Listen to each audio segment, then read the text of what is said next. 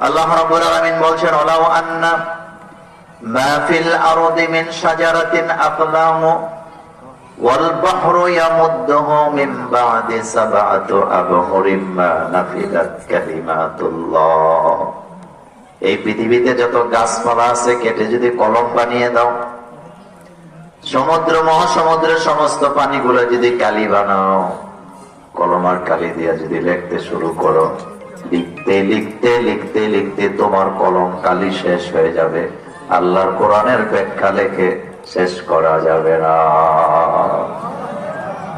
ছাত্র জীবনে আমরা বাঁশের কলম দিয়ে লিখতাম, কালি দোয়াইতের কালি দিয়ে লিখতাম, আপনাদের মনে আছে?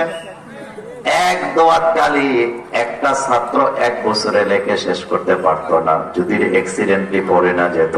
আর আল্লাহ বলছেন, সমুদ্র মহাসমুদ্রের পানিগুলা কালি বানাও, কত কোটি কোটি মিলিয়ন ট্রিলিয়ন